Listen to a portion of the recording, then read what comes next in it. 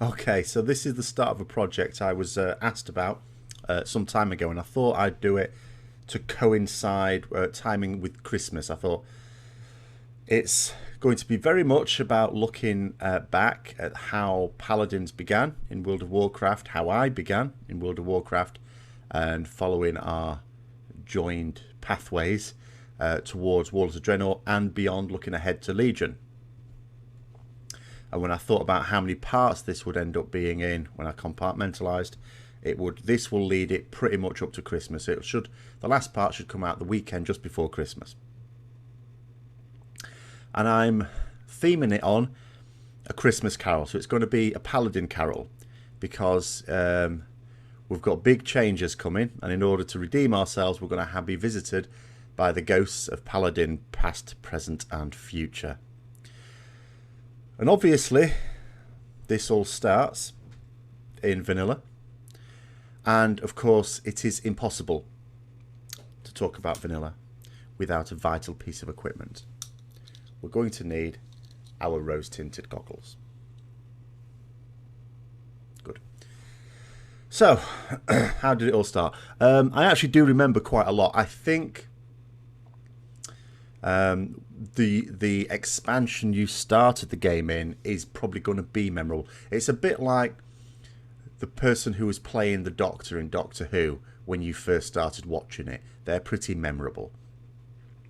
And I probably remember more about my time playing vanilla, even though it's much longer ago, than I do about most other expansions, probably including the current one.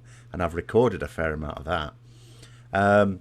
But the first thing, obviously, that happened with leveling. And obviously, like now, leveling's a totally different beast because I know what to expect. I'll have probably done some beta. Even if I hadn't, some expansions when I haven't, I knew what to expect. I knew basically how to play the class.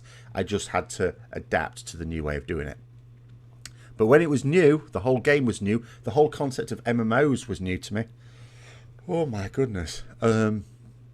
I remember the first real cock-up I came across. I don't think I was even level 10. I might have been a bit over. I can't remember exactly. I remember I was in the habit of using Seal of the Crusader. I'm trying to think exactly what this did. I think it either increased attack power or attack speed. The way seals worked then as well, it wasn't just like a stance that you are in. You cast a seal, it lasted for 30 seconds. At the end of that 30 seconds, you would have to recast it. Or just before it was about to wear off, perhaps recast it. And I remember getting the spell Judgment. Of course, you know, every level or every couple of levels, you get a new spell, you try it out. And I remember trying this spell out on a mob. And all that appeared to happen from my point of view was the seal disappeared. It's like, where's my seal gone? And I look at the mob's health bar, and the icon for Seal of the Crusader is on that mob. Now, the way judgments worked is you judge the seal, it would use the seal up, but each seal, if you read the tooltip carefully, it told you what the effect would be, the buff would be on you if you had the seal active, and also what debuff would be on any enemy that you judged that seal with, and then you re-seal yourself.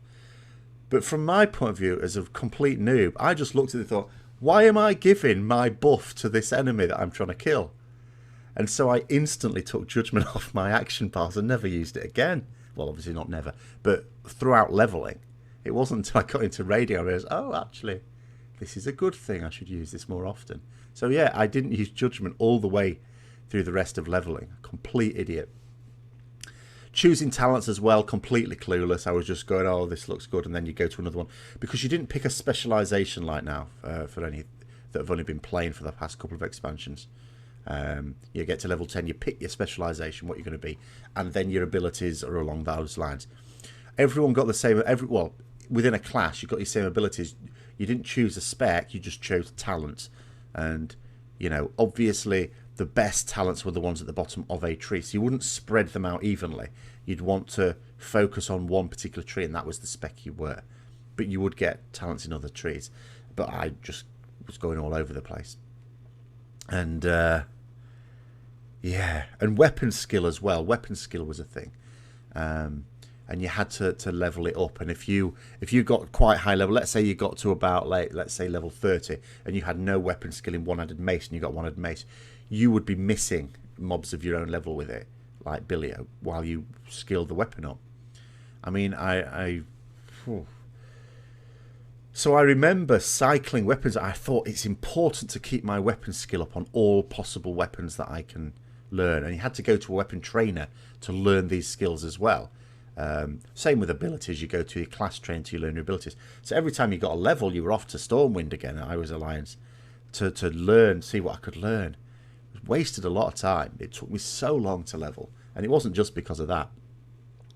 But yeah, so I was cycling around, and sometimes I was just losing a one-hander and a shield, just so that I could skill up this one-hander, one-handed sword, one-handed mace, one-handed axe, doing bugger all damage. But then I was doing bugger all damage anyway, because I wasn't even judging. I was just apply a blessing, which only lasted 5 minutes, apply a seal, which lasts 30 seconds, and auto attack. That was my DPS, leveling up.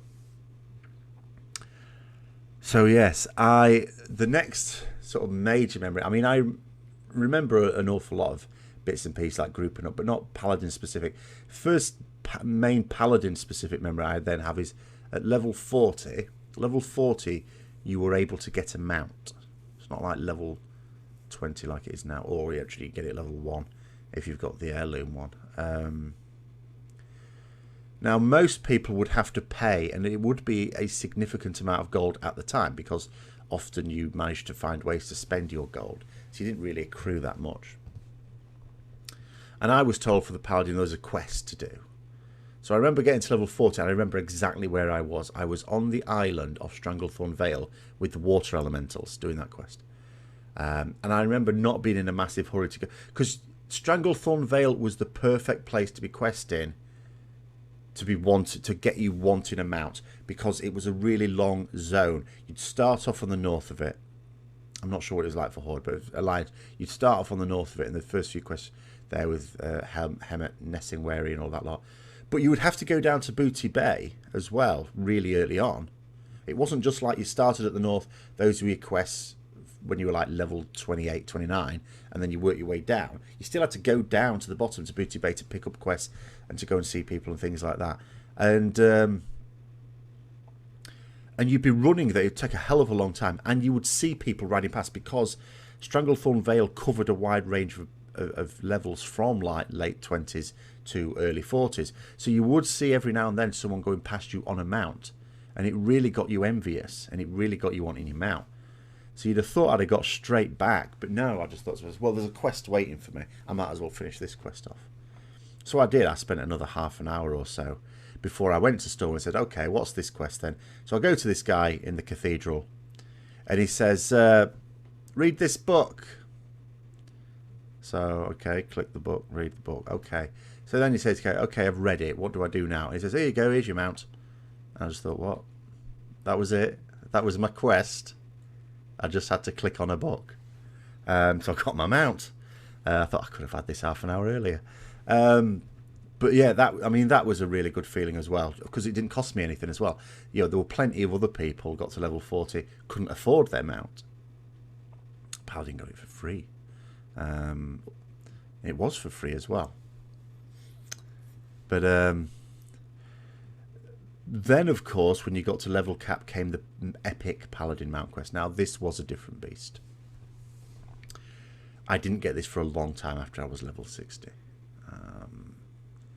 Because for like most people, Warlocks had a quest as well, but everyone else just had to buy them out, and it cost 1,000 gold. I think it could be reduced with reputation, but it was effectively 1,000 gold for your epic mount, and you didn't have riding skill then. Although that may have come in during vanilla, but towards the end, you just bought an epic mount. If you had an epic mount, you could ride it. So if you were lucky enough to win one, you would just be able to ride it. There was no skill needed. But they were very, very expensive. Whereas now it's the other way around. The skill is fairly expensive, but the mounts are really cheap. But then there was no skill, so the mounts were just all really expensive. So you didn't go around buying lots and lots of them. But the Paladin one, although in theory was a quest, was actually still very expensive. I mean, part of it just required upfront 300 gold. Other materials you had to get were quite expensive as well. And one particular item, the pristine black diamond, which was very rare, and I remember getting quite lucky, and I got a few epic BOE drops off mobs when I was just grinding in Silithus. I got a gun, I can't remember what it's called now, Kroll's Blade, and a sword, I think, but I can't remember what it was. It wasn't Destiny. I actually did get a Destiny drop, but I used that. It was a good sword. It was a one-handed sword. I can't remember what it was, though. And I was able to sell those and it to cover the cost of the pristine black diamond. And then, you know, unbelievably, a patch came out, I think a couple of weeks after that, which massively increased the drop rate of pristine black diamonds to the point where it was actually now much cheaper. So I just blew hundreds of gold, which in those days was a lot of gold. But anyway, it doesn't matter. I had everything I needed for the Paladin mount quest. Now, then there was the quest itself, and that was not necessarily all that easy. Some of it was relatively straightforward. You know, it was a case of mostly just finding a group to go to the likes of Diamol West. Diamol West, kill Tendris Wartwood. A couple of other bits. But it culminated in Scholarmance. Now, you can't do this part anymore. It was in Rattlegore's room, but not Rattle as it is now, as it was then. It was in the bottom, in the ossuary. And you had to clear that room. I mean, that was a job in itself. I mean, people who went to Scholarmance sometimes didn't even do Gorefiend, some groups, just because it was a hassle to clear the room and then get Rattlegore. But you'd have to clear the entire room. And then you spawned an event. You put your brazier down. I've still got it, but it doesn't do anything now, of course, because I can't use it in the right place. And you'd get 4 different waves or types of wave. In each particular type of wave, there'd be several waves in actual fact of these spirits forming. And they would absolutely murder you. The way to deal with, well, unless you were I did this a long time later in raid gear with someone else, and it was a lot simpler. But at the time, we were in Imperial plate armor, green crafted armor that we'd had for like 20 levels or something stupid, maybe 10 levels. And the way to deal with it is there were 4 judgments you could use. 4 different seals. There was Judgment of Wisdom, Judgment of Righteousness, Judgment of Justice, and another judgment you could use as well. I can't remember what it is. And if you use the right judgment on the particular wave, it would stun them. But your judgment had a much longer cooldown then. So realistic to keep, and you needed to keep them stunned because they did a lot of damage. So you would need, so that you could DPS them down safely, you would need to keep them stunned. Now, in terms of group composition, you basically needed at least, you would generally need, if you're in crap gear like we were, at least 3 paladins. Your choices were as follows: you wanted a priest to heal you. You wanted at least 3 paladins. Now, the final spot could either be taken by a 4th paladin, which would give you more margin for error with the stunning. Because bear in mind, we weren't on voice comms. We were typing to each other. So you'd have to agree in advance how to count. So as soon as someone did a judgment, you know, as soon as you saw them do the stun, you'd count in your head to whatever it was, 6 or 7 before you did yours, so that it would all work. So you can either use a 4th paladin just to help that out, or you could use a warlock for wipe recovery, because here was the thing: if you wiped, that was it. You had to reset the instant. You couldn't get out. You couldn't get back in. Sorry, should I say? The doors were shut. The doors were sealed, so you couldn't get back into it. So you had to reset the instance and go again. You know, clearing all the way to Rattlegore and his room again. Not many people wanted to do that the same day. You'd just arrange to do it another day. But if you had a warlock, you could soulstone someone, jam yourself in the corner where you're out of aggro range of everything, and you could actually recover. So that's what we did. But it just meant we had the 3 paladins, so we had to be very, very good on the judgments there. And then when all that had happened, you had a boss come out, like the Black Knight type fella. He had to beat him. He actually killed me. and but the others managed to kill it. And then I got my Paladin Epic mount. And what did I do? First thing I did with it, I'm at the Scholar Mansion, remember, I'm quite at the north part of Eastern Kingdoms. Got my mount, rode all the way to Booty Bay on my fast mount. Yeah, so that was quite good. I enjoyed that. And then, at that point, a lot of people were starting to do things like Molten Core, stuff like that. Now, I had not got involved in that at this point. I knew I wanted to get into raiding, but I was having a devil of a job getting some decent gear up. Just Lightbringer. No, thinking of the wrong thing, not Lightbringer. Lightforge, the dungeon set, just wasn't dropping. And when it did drop, I always lost out on it. Because there's always another Paladin there. So many Paladins after. You go for a boss that's doing... especially when it was like the one that dropped the gloves, which is the Emperor, the end of Blackrock Depths. No one went there apart from Paladins. You had to beg a mage to go with you to actually take care of those ads in that room where you had to get the torches to light the fires to let you through. And you would always have multiple Paladins on that run. And it very rarely dropped the gloves. And when it did, I just never won them. And I was in a guild at the time that were trying to sort of do a bit of Molten Core, but I don't think they were very organised at all. And they later became a guild called Disorganised, ironically enough, and then did better. But at the time, yeah, I was having and I was having a terrible trouble because I was trying to even getting into groups was quite difficult because it would take some time to get a group together. Then you'd have to physically travel to the dungeon, and then the dungeons themselves took a long time because each trash pack needed some coordination in these dungeons. So, yeah, I mean, some of them you could raid, you could do 10-man just to get the gear, but again, you'd have competition for the pieces then. So it was all a bit of a hassle. And in the guild I was in, particularly at the weekend, you would frequently get people going, oh, we should get a guild group together. So I would be in Ironforge trying to get a group together thinking, all right, yeah, okay. Always better to do it in a guild group, guild first, all that business. So then you'd agree to come back on in an hour and people would be there. And then they wouldn't. They'd just piss off or go and do something else or something like that. So I'd waste whole hours waiting for this guild group that would never come. So in the end, I decided that I actually would be better off out of a guild completely. So I left the guild and did. I found myself getting into far more groups, no messing about. And actually, I got my drops far more quickly. And in one of these runs, it was a UBRS run. And I had an absolute revelation, an epiphany. Would you believe it? Because at the time, the way, I had worked out Paladins, where there wasn't lots of guides and things like that about. There might have been some forums that I just wasn't aware of, but there wasn't a lot of information out there. And this was what I did in dungeons. I basically off-tanked. So if you had a warrior, they would tank. I was actually able to tank all right for dungeon purposes, fine. You didn't have a taunt or anything like that, but you could usually do enough damage that you could hold aggro. And you didn't need a shield unless it was like an end boss. And then you would just agree with the group, just give me a bit of time with Seal of Fury, which is what we use to generate threat, to get aggro, and then you can go in. So we actually were fine for that. And but generally speaking, I would off-tank. This would basically mean the tank would grab stuff. I would grab something off them, beat it down. Once that was dead, I'd grab something and just working like that.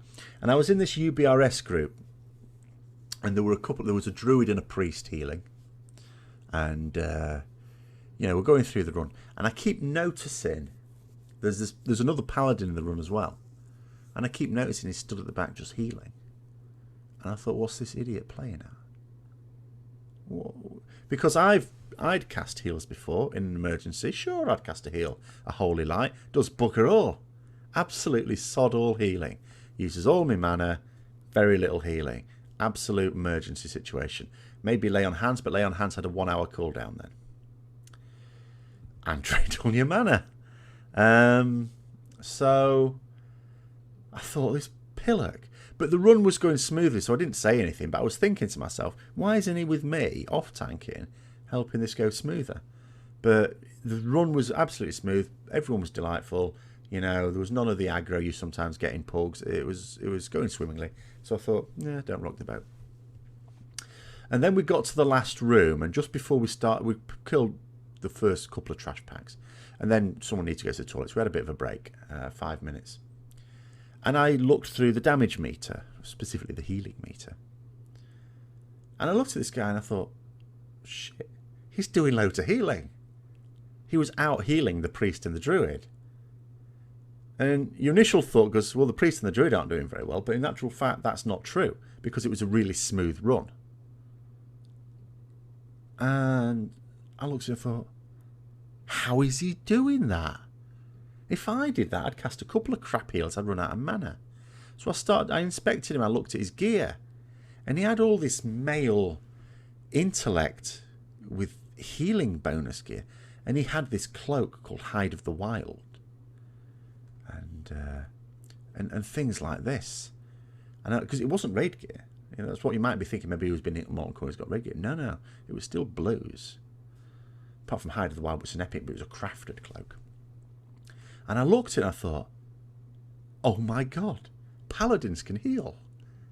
And it was a total revelation to me. So I instantly started researching where to find these drops, and found someone on my server to craft Hide of the Wild. Farmed the mats, a lot of mats needed to get that, got that together. And it's just as well I did, because, you know, shortly after I was applying to raiding guilds, and I got into a raiding guild. Could you imagine how I'd have got on if I'd have got into this raiding guild still of the view that paladins can't heal? I'd have looked a right moppet.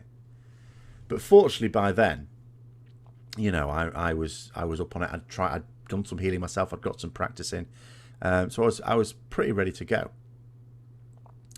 And I remember in my first raid, it was a Molten Core raid, 40 people, and TeamSpeak wasn't working. I must have been doing okay though, because no one noticed that I effectively wasn't on TeamSpeak for an hour and a half before someone typed, are you even in TeamSpeak? I was like, no, I can't get it working. I can't hear you. But it was an hour and a half before anyone bloody well noticed, so I can't have been doing too badly. Got it working in the end. But there were 3 paladins I noticed. There were a number of paladins. I mean, in these runs, they tended to take... There was 40 people. You had 8 classes. There were 9 classes, really. But paladins were alliance only. Shamans were horde only. So each faction had 8 classes available. You tended to take about 5 of each. So there were probably 5. Or there may have been 6 of us. Sometimes you took... or this particular guild took 6 paladins. There may be 5 or 6 of us. But there were 3 that were noticeable, 2 of whom were officers. One of the officers was much like the guy in UBRS. He just stood back and healed. He had the crafted mail gear, like the blue dragon stuff. Was it green? I can't remember. But, you know, shaman gear, basically. And his Hide of the Wild and all the rest of it. And he just stood back and healed. The other one was much more retribution and was just going in and doing DPS. Still important to be able to be in melee range as a paladin, because judgments, which by now I realised were good, you know, judgment of wisdom, which you kept that up and people attacking the boss would get mana back, and judgment of light, which gave you health back. So one paladin would keep one of those up and one the other. So it was important to be able to do some melee, even if you weren't doing damage, just for that. Because it was, I think they lasted, I can't remember. I think it might have depended on talents, how long they lasted, how long you had to keep redoing it. Maybe every half a minute, sorry. So yeah, they were always in there. Then I saw this other paladin. It wasn't an officer, and he was mixing it up. You know, at times when it was, because the thing is, if you've got like 5 paladins, and paladins can heal, and you've got 5 priests can heal, and you've got 5 druids can heal. Well, that's like 15 healers in your raid group. Even out of a raid of 40, you don't need 15 healers most of the time. You certainly don't need it on trash. So that's what this guy was paying attention to. He thought, well, there isn't a lot of healing needed at the moment. He would go in and DPS. And then when it got a bit icky, maybe a few healers died or something like that, or it just got a bit intense, he would step out and do some healing. So I sort of looked at this guy and thought, this is the guy I'm going to learn off. because he's paying attention to what's going on. He's not just doing the same thing, come what may. Because the guy who was stood back out healing, at times when there wasn't any healing, what's he doing? He's wasting time. He's just overhealing. But the guy who's always in melee range, what's happening when the healing's getting a bit much? They're not stepping out and healing. They're just carrying on DPS and keeping the judgments up. You need to be able to do both. I very quickly realised that, and I just, follow this guy. And that was the way to do that. As Retribution as well, by no means was everyone holy. You actually needed some Retribution Paladins, because Blessing of Kings was a Retribution talent, and it was right at the bottom of the Retribution tree. So there was no way you were getting away with that. And the other thing is about Blessings is I've mentioned they lasted 5 minutes. What do you think it's like, if those who don't remember, to have to buff 40 people every 5 minutes? Whew. And if anyone's blessing drops off, if any buff dropped off ever, you heard about it as well. So you had to make sure you were buffing. And you think 40 people, you're easily talking about 1.5 minutes out of that. And that actually taught you good awareness of where people were. I mean, some people had this ridiculous add-on called Buff Ahoy, and all it did was basically announce, I'm buffing now, gather around me. No one's going to gather around you. So it was very much up to the Paladin to know where people were and get in range and all the rest of it. So I got very, very quick at being able to do this extremely quickly, so that I could also be, because some people would always go, oh, Paladins, they were just buff bots, just buff bots. No, Paladins who weren't quick enough to get it done in less than 1.5 minutes, and therefore spend the other 3.5 minutes doing something useful, they were buff bots. But if you could do it quickly, if you knew where people were, keeping an eye on people were, and could position yourself optimally, you could bless a lot of people really, really quickly. And remember, you didn't have to bless them all at the same time, as long as it didn't drop off anyone. So yeah, that was interesting. That was an interesting one. 40 buffs. Because when I first joined that guild, the person who was blessing kings had to do all 40. But what they did is, to make it easier for the other blessings, they would say, well, just put Blessing of Light on warriors and Blessing of Salvation on everyone else. So you're only actually blessing so you'd have one Paladin do half the raid and the other Paladin do the other half the raid. So you're only doing 20. And the same with Wisdom and Might. But I immediately said, well, this is no good. This is not optimizing. Because Blessing of Light, for those who don't know, because it's a long time since this has been the game, it buffed effectively Paladin heals. So if you cast a Flash of Light or a Holy Light on someone with Blessing of Light, it would do more healing. Now, we're not obviously it's most important that was on the warriors because they were the tanks. But it's not just them we're healing other people as well. Why shouldn't everyone have Blessing of Light on? For goodness sake. So I said, no, everyone wants Blessing of Light. So we still need a Paladin to do Blessing of Light on everyone. The same thing with Blessing of Might and Wisdom. Sure, most classes wanted one or the other, not both. What about Hunters? They wanted both. So I said, no, we've got 5 Blessings, 5 Paladins. We've got to do one of each. Some Paladins will not have to buff as many people. Fair enough. Blessing of Light and Blessing of Kings, those people have to bless everyone. And we used to rotate who would get that job. Blessing of Salvation, you'd basically be blessing 35 people. And, Blessing of Wisdom, Blessing, I can't remember. I could work it out, it doesn't really matter. Less than 40. And that was just a much better way of doing it. But I think a lot of, people didn't really think in those details back then. They just sort of YOLO'd it. But I, right from the start was thinking in terms of, I really got into sort of thinking about my class.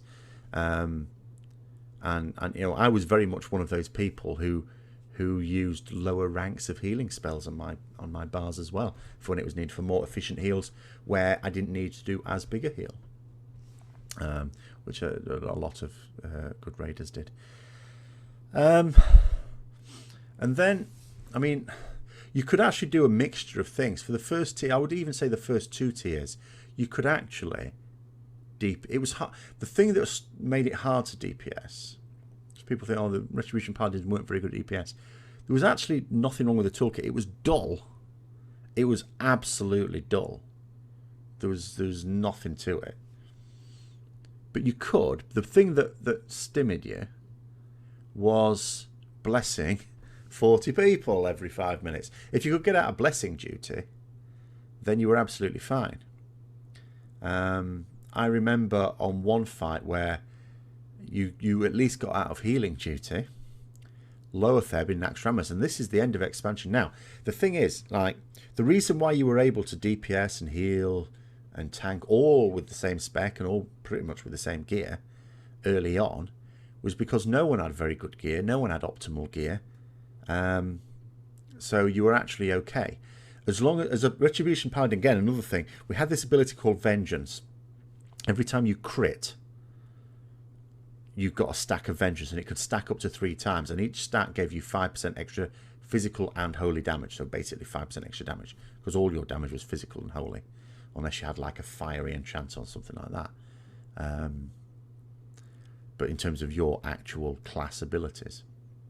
So that was so if you had a good enough crit, that was 15% extra damage straight away, and you're amazed how few people prioritised crit. And you could get crit from just actual pure crit. There was no crit rating. Items would just have 1% crit on them or something like that. That changed in TBC. And agility gave you crit as well. Intellect gave you spell crit. But agility is the way you would go. Agility. And there were like I think level 40 something plate boots. I can't remember what they're called now. That had like a bit of crit on. So you'd use those even as level 60. So that you could build up Vengeance really quickly and then just go for it. And you could actually do very good damage. And so, yeah, on lower Feb, I actually came top damage first time I killed it. Just because I wasn't... Because the way that fight worked then, you couldn't... You cast one heal every couple of minutes. And you were loaded to the teeth. I was loaded to the teeth with all sorts of buffs and flasks and all sorts. But, yeah. But the problem with the Paladins there, actually I'm going to cover that more in TBC, but the main thing was gear. As you got raid gear, you started to get the tier sets. And the first tier set basically earmarked warriors as tanks. They could still DPS though, you better believe they could DPS. Fury warriors, my goodness, yeah. But no good with their tier set was marking them as tanks. The tier set for Paladins, I don't know what it was playing at, because it gave you like 5% crit when you meleeed or something like that, something weird. But it had no strength on the set. It's all intellect. So it was basically a healing set.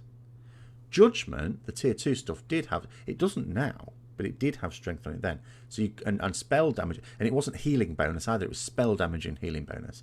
So Judgment was actually a reasonable set for DPS and for tanking. And I used it for both. I remember... There was a particular Paladin who was quite... he needed a lot of building up. He was a very good Paladin. In fact, I would say, after I'd been in that guild for a couple of months, we actually had a really good Paladin team. We were awesome. If I do say so myself. And everyone was really good. This guy, he was constantly doubting himself. And he would keep asking, am I alright? And I said, yes, you're a good Paladin.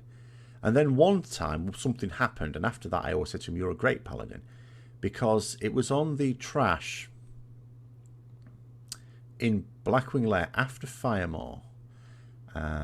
It was round about the guy you get the mining pattern for smelting elementium for the Thunder Fury. Something like that. And there were 3 Draconids, and they had different, like, colours according to their sort of to do with dragon colours, and you'd have to have them tank. You'd have like a group on one, a group on another, group on another, and you DPS down one at a time. One of them killed the tank and just went flying off, shooting off, chasing after some other poor buggers that had been DPSing it, who were running away, and I ran after it to find this Paladin had, in the blink of an eye, removed his Blessing of Salvation, put on his Righteous Fury, which we had then. They'd changed the way tanking works. I'll come on to that next before I forget completely. And was tanking it. And I thought, that's brilliant. That's just what I was going to do. And so I just healed him instead. And we actually, you know, I called the rest of the DPS down to kill that one off first. And yeah, just shows that Paladin could actually take something. It was a hard-hitting mob. I mean, this had killed its tank. This was a hard-hitting mob. And he'd been able to withstand it. We didn't have tanking gear. There was no defense on our gear. Defense rating, which is what we now, you know, we don't have defense rating anymore, but we did then to try and reduce the chance that we'd get parried or crit. None of that, because he was in healing gear. And yeah. But as gear became more specialised, and this is particularly true in Nax towards the end of the expansion, and it very much said, no, you are a healer. And it said to warriors, you are a tank. And all the rest of it. And priest, you are a healer. And you were very much pigeonholed then.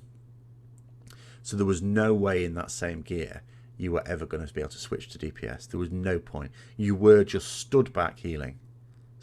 And that is, you know, this sort of links to what they're saying at the moment. They've been saying with Holy Paladins, the changes to that. They don't like the idea of the Holy Paladin being stood back healing because we wear plate. It all started really in Nax because the gear forced us into that role. It made us useless at everything else.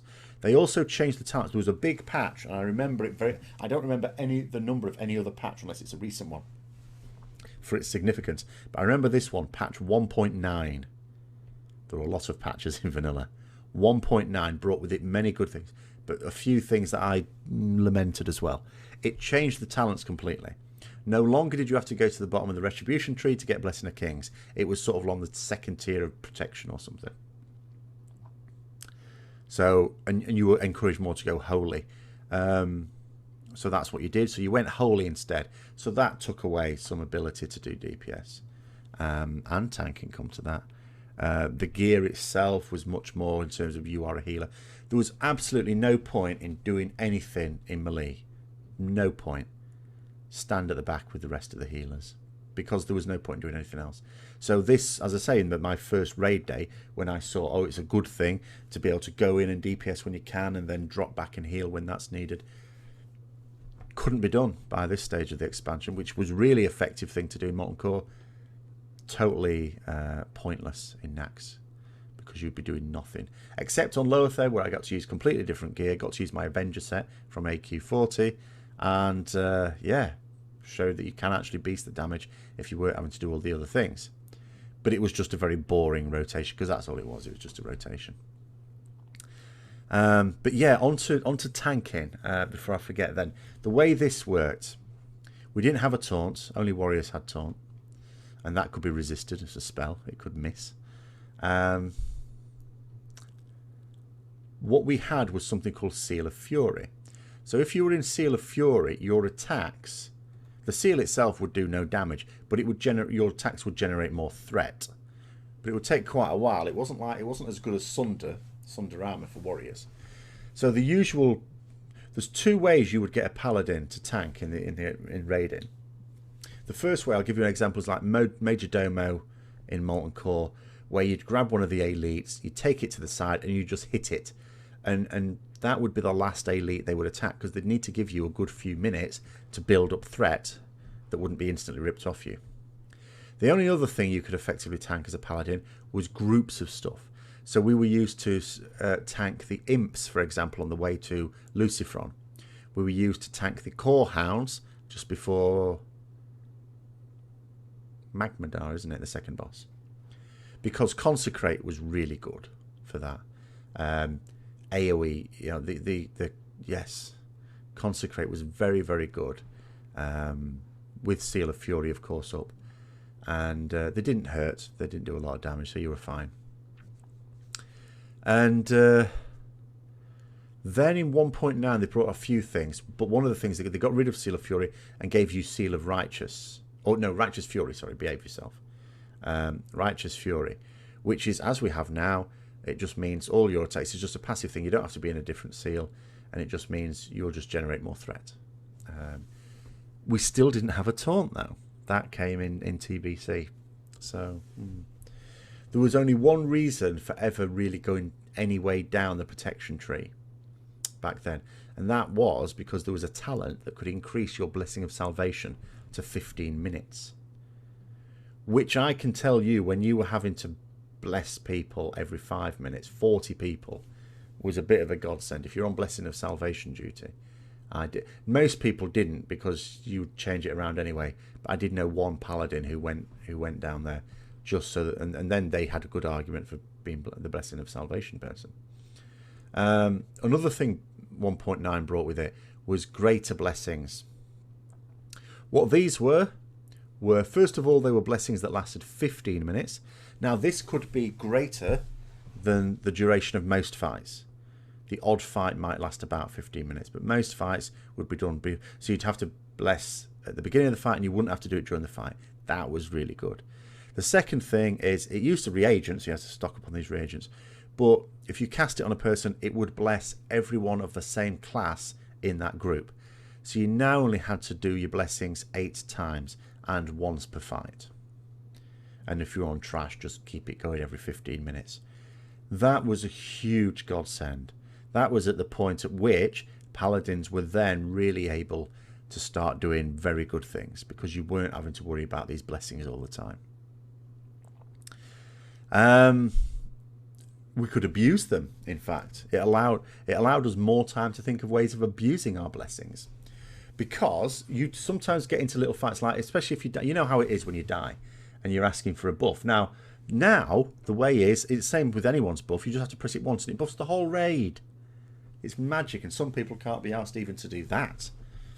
Well, think back then to when people would have to buff individually. So you might die and then you'd be asking for arcane intellect off a mage. They can't be asked. Well, can't be asked. And then sometimes you'd badger them and they'd give you, just to give you the graphic, but you'd look at it and you think, oh, you bastard. They'd give you a rank 1. Spells don't have ranks, he said, but then they had ranks like a lot of RPGs. And you think, oh, you little beggar. So what you would do is you'd bide your time, like a evil, and you would wait until, because you had threat meters, threat was quite important.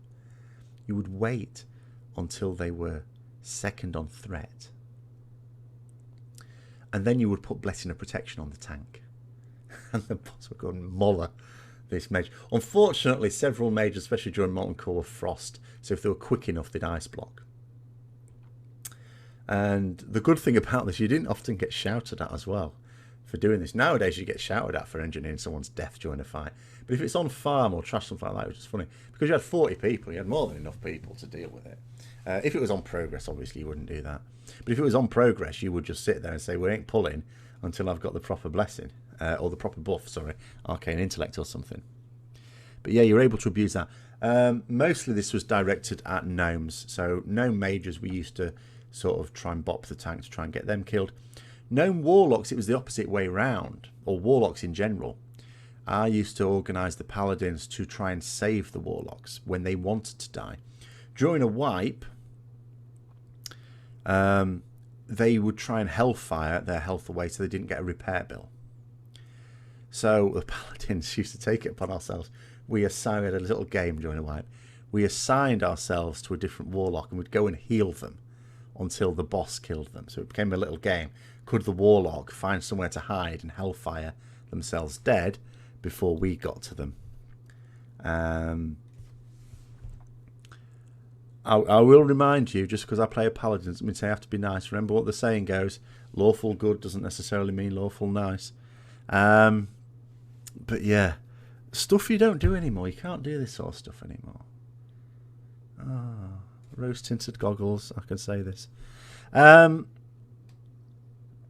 Another thing, very topical at the moment, that was introduced during vanilla later on. I'm not sure whether this was with the patch 1.9. It might have been. There were so many patches. It could have been just before it or later. Is we've got Hammer of Wrath. Works slightly different to the Hammer of Wrath now. We could only activate. It was basically something to finish things off, because you get into a situation where you're beating up a mob. It gets down to low health and it runs away, and you haven't got a close, you haven't got charge like warriors, you haven't got any movement speed increases. So unless you want to be in Seal of Justice to hope you can stun it, There isn't a lot you can do. You've got your own stun, but that's got a fair old cooldown on it. And it would run off and find something to aggro, and then all its mates would come onto you. And you think, bloody hell. So they gave us this thing as a way of finishing stuff off. It wasn't as powerful as it is now, but it would usually, for mobs, it wasn't much use in a raid. Although there are stories of bosses being killed, with everyone dead, but the Paladin in bubble, there's a little bit of health left on the boss, Hammer of Wrath, bang, dead. But that's very rare. It did very little damage. It was literally, it wasn't for raids, it wasn't for PvP, it was for soloing to finish off a mob before it ran away and found mates. But yeah, that was introduced in vanilla, and now it's going. Oh, going to miss it. And that was pretty much, I think, vanilla for me. And for Paladins. We got the pre-expansion patch, of course, and this is where they start to say, look, we're going to give you gear for each of the 3 specs. So in Tier 4, in Karazhan, and what else you get Tier 4 from? Magtheridon's Lair and Gruul's Lair. They said, look, there's going to be a set for Retribution, a set for Holy, a set for Protection. Although it was some time before people went down the Retribution route. But more on that in the TBC one. But anyway, there you go. That's. I'm sure there'll be things I've forgotten. To note down. It did last a good couple of years, but that is my potted history of Paladins in vanilla and my recollections of Paladins in vanilla. Next time will be Burning Crusade. Until then, see you later.